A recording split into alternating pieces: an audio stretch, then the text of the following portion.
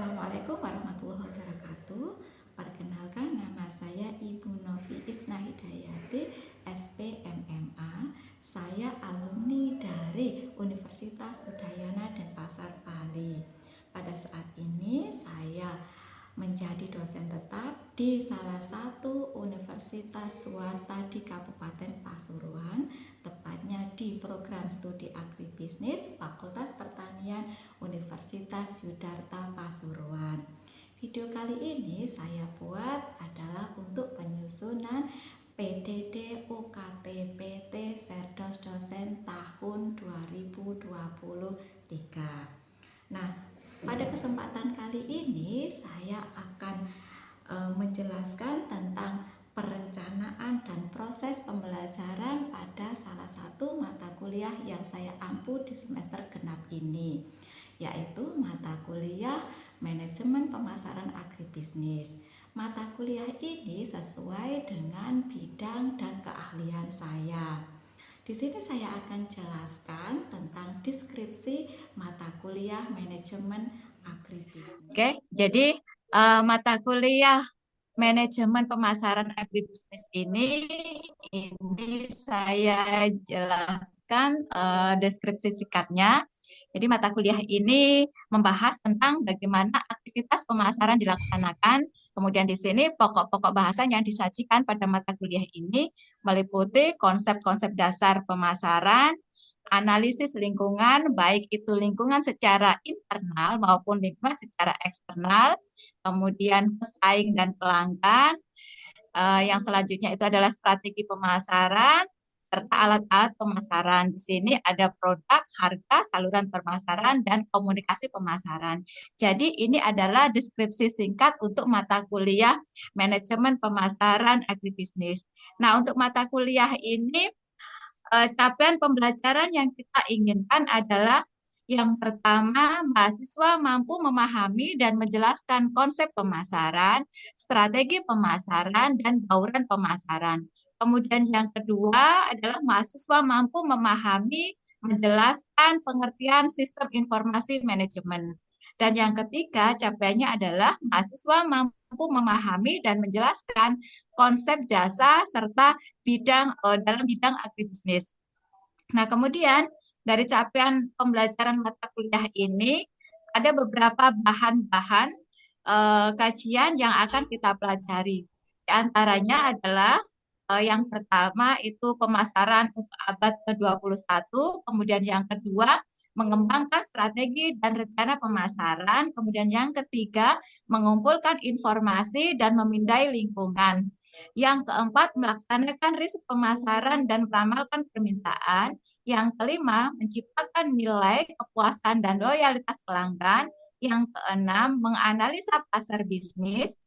Yang ketujuh menganalisa pasar konsumen. Yang kedelapan, mengidentifikasi segmen pasar dan target pasar. Yang ke-9, membentuk positioning merek. Yang ke-10, menghadapi persaingan pasar. Kemudian yang ke-11, menentukan strategi produk.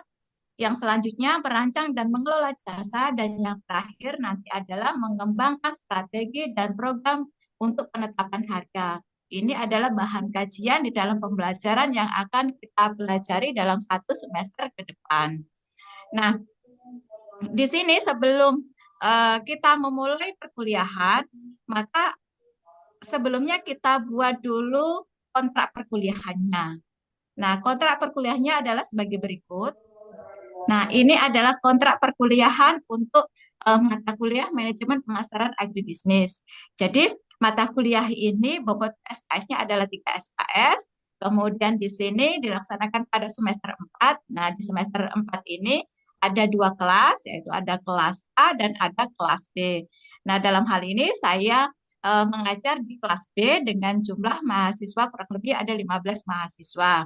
Capaian pembelajaran dalam kontrak perkuliahan ini adalah mahasiswa mampu menjelaskan, menganalisa prinsip dasar dan juga mengembangkan suatu proses serta dalam pengambilan keputusan dalam bidang pemasaran agribisnis. Nah, di sini dalam kontrak perkuliahan ini ada eh, 16 pertemuan ya yang tercakup di sini. Jadi ada pertemuan 1 sampai pada pertemuan 16 di sini. Nah, di sini yang kita buat mulai dari jumlah pertemuan, kemudian yang kedua itu adalah materi, yang ketiga metode, dan yang keempat itu adalah tugas-tugas. Jadi materinya di sini kita mulai dari awal, yaitu konsep dasar manajemen agribisnis pemasaran, kemudian metodenya kita bisa menggunakan presentase dan diskusi. Biasanya kita menggunakan media Zoom di sini, dan juga yang keempat ini tugas-tugasnya biasanya kita pakai media Edmodo di sini. Jadi ini adalah capaian pembelajaran yang kita inginkan. Nah, kemudian setelah kita melihat capaian pembelajarannya, ini adalah untuk referensinya. Ya, jadi ini beberapa referensi-referensi yang saya berikan. Salah satunya itu adalah sebuah modul yang sudah saya tulis di tahun 2018 dengan judul Pengantar Manajemen Pemasaran. Penerbitnya adalah Yunarta Press di sini.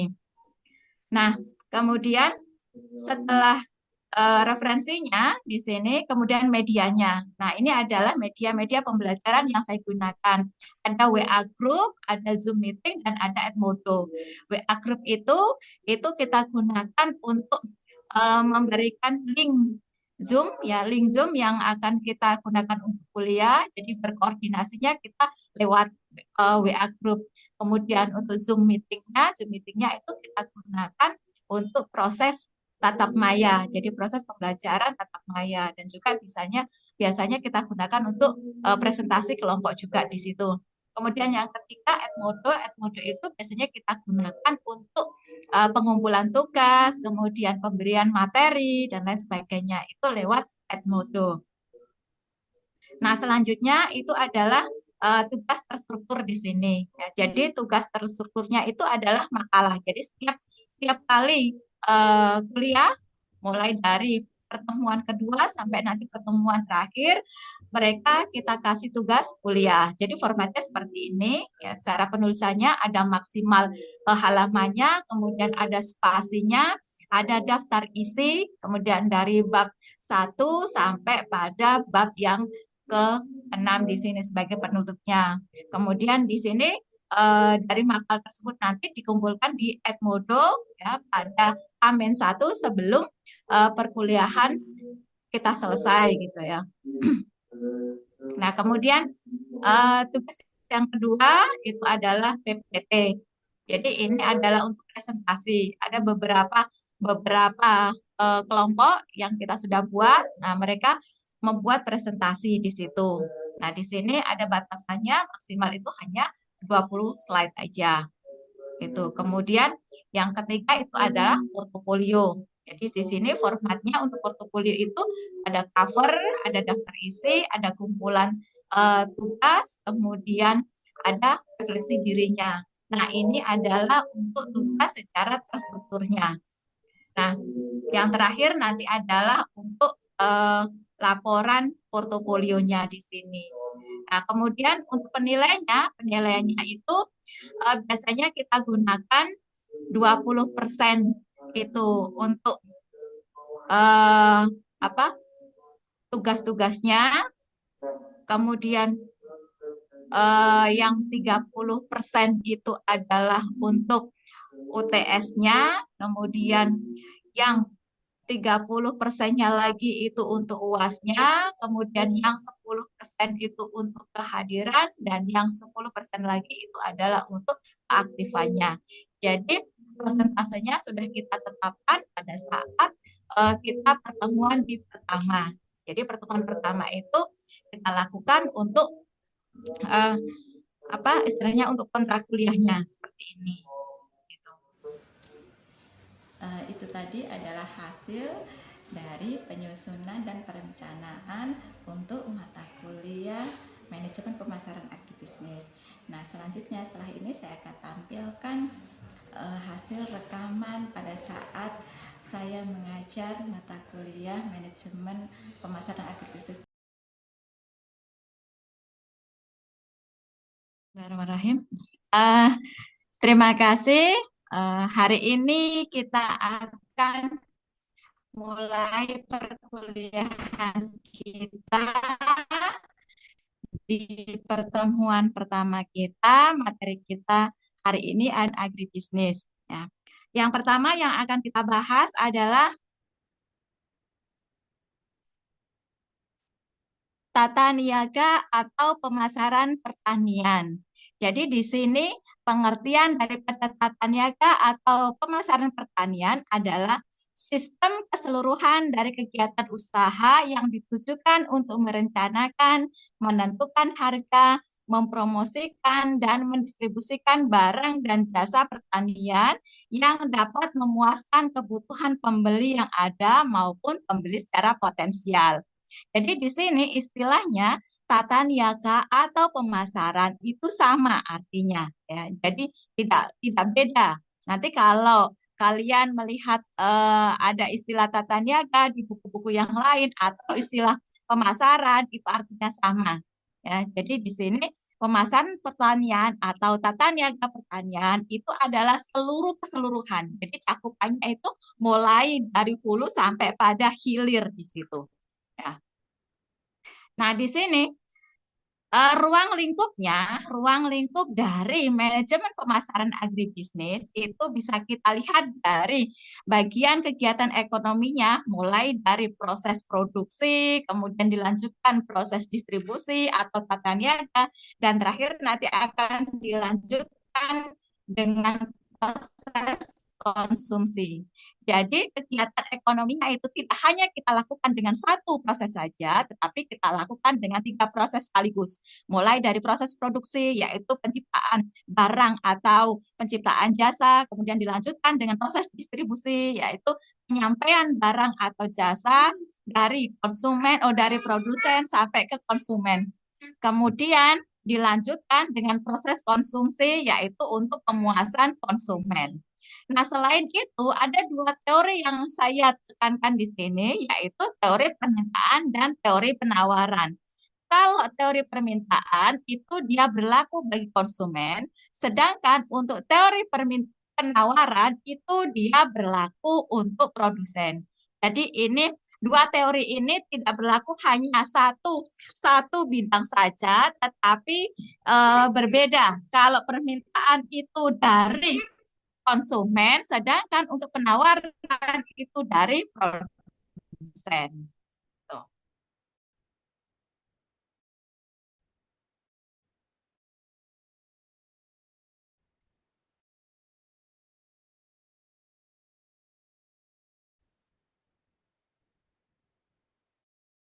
Nah, setelah kalian nanti kita harapkan mahasiswa mampu menjelaskan konsep.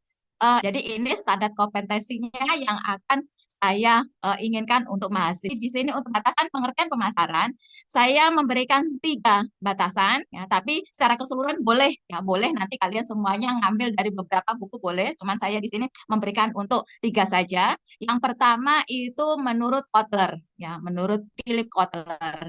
Di sini dia menjelaskan bahwa pengertian pemasaran itu adalah kegiatan manusia yang arahnya pada usaha untuk memuaskan keinginan dan kebutuhan melalui proses pertukaran.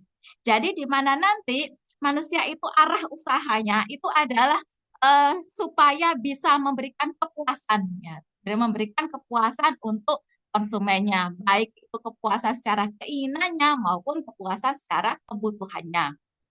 Nah, kalau menurut The American Marketing Association, ya, pemasaran itu artinya mencakup pelaksanaan daripada kegiatan usaha dan niaga yang arahnya kepada dan bersangkutan dengan mengalirkan barang atau jasa dari produsen sampai pada konsumen. Jadi di sini ya, di sini cakupannya sedikit luas daripada Kotler ya.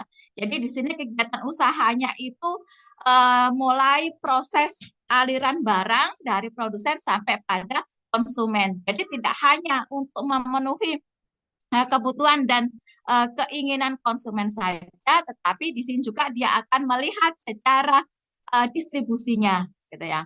Kemudian Yang ketiga, menurut William, pemasaran itu artinya sistem keseluruhan dari kegiatan usaha yang ditujukan untuk merencanakan dan melaksanakan, kemudian menentukan harga, mempromosikan dan mendistribusikan barang serta jasa yang dapat memuaskan kebutuhan pembeli yang ada maupun pembeli secara potensial.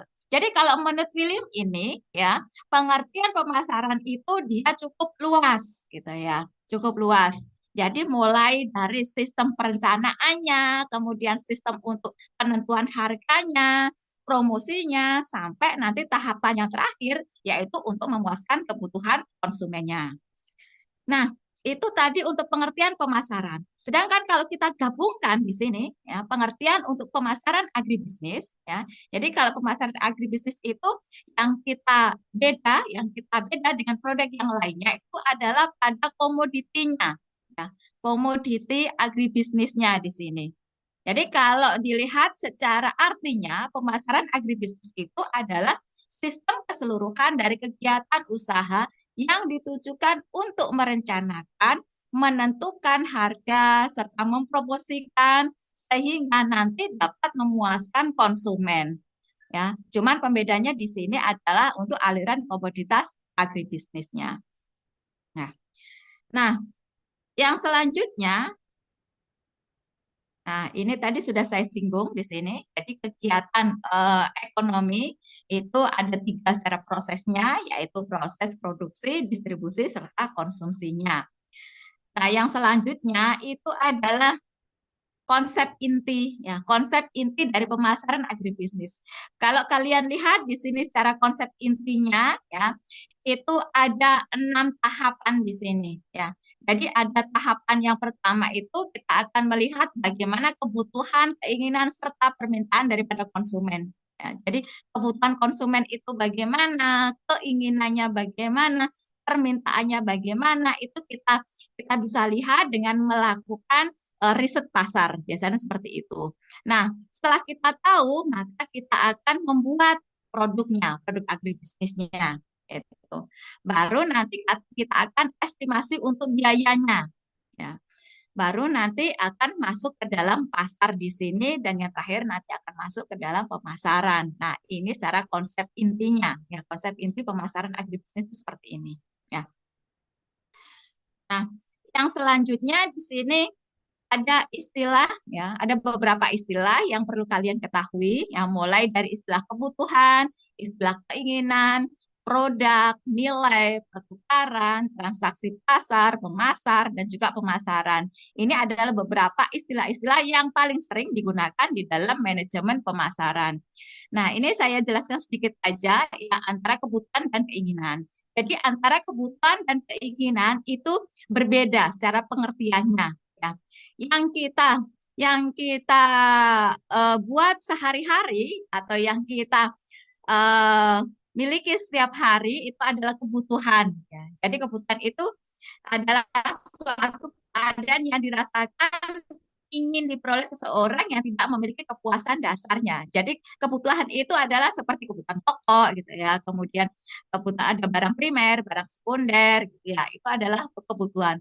Tetapi kalau keinginan ya, keinginan itu dia dia biasanya berhubungan dengan tren gitu ya, dengan tren. Jadi keinginan itu tidak ada matinya, tidak ada habisnya. Jadi kalau kita lihat dari dua sisi ini, manakah yang lebih cenderung kita lakukan ya, yang kita harus penuhi itu adalah kebutuhan, bukan keinginan. Setelahnya seperti itu. Ya. Nah, kemudian saya lanjutkan di sini alasannya, gitu ya, alasannya. Mengapa sih kita kok perlu? Ya, mengapa kita perlu untuk mempelajari pemasaran agribisnis? Nah, di sini ada beberapa alasan yang kita buat untuk biar kalian tahu ya, dan kalian nanti bisa bisa mempelajari dengan betul untuk pemasaran agribisnis. Nah, alasan yang pertama, setiap manusia itu selalu akan menjadi konsumen dan setiap saat selalu melakukan transaksi. Jadi kita sebagai manusia ini, walaupun kita menjadi produsen, tapi tetap aja kita menjadi konsumen, ya, kita menjadi pengguna, ya. Jadi dengan adanya kita menjadi pengguna tersebut itu, maka kita perlu untuk mempelajari pemasaran agribisnis. Kemudian alasan yang kedua, pemasaran agribisnis hampir selalu mempengaruhi seluruh kehidupan manusia sehari-hari, ya. Jadi setiap hari itu yang kita butuhkan, ya, bahan pokok istilahnya seperti itu kan di bidang agribisnis, ya. Jadi setiap hari itu selalu kita butuhkan, makanya kita perlu untuk mempelajari pemasaran agribisnis. Kemudian yang ketiga, terdapat banyak kesempatan karir yang menarik, ya. Jadi di bidang agribisnis sendiri itu peluangnya banyak, ya. Kalau kita mau menggali, kalau kita mau melihat di lapangan, ya, kita mau mempelajari, maka akan banyak peluang di situ yang bisa kita ambil.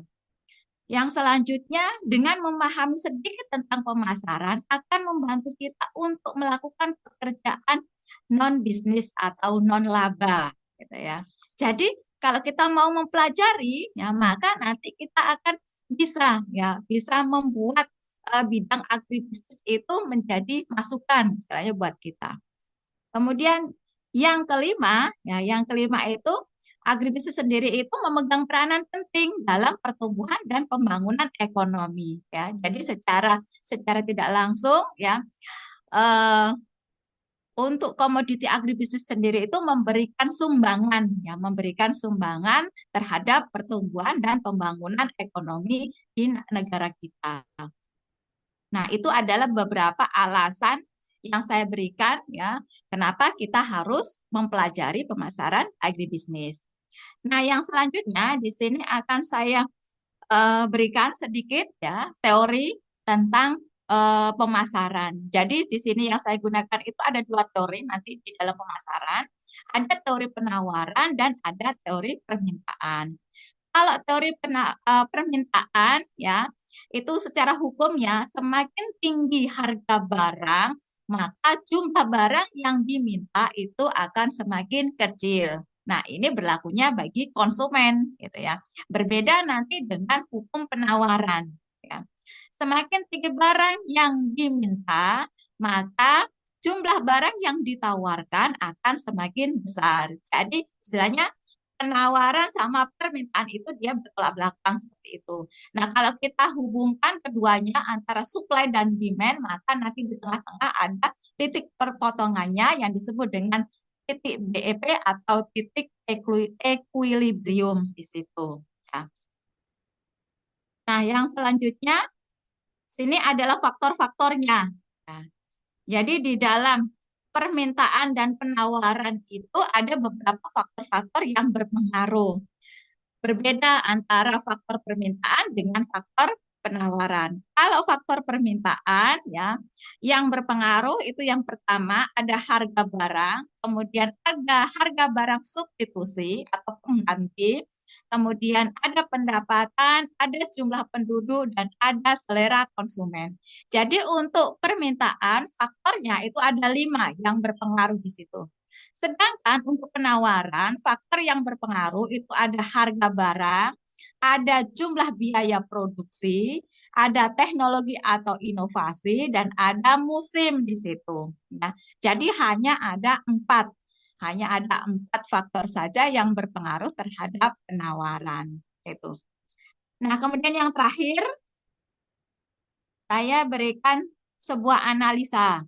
Ya, jadi di dalam pemasaran itu ada salah satu analisa yang biasanya kita gunakan, yaitu analisa SWOT.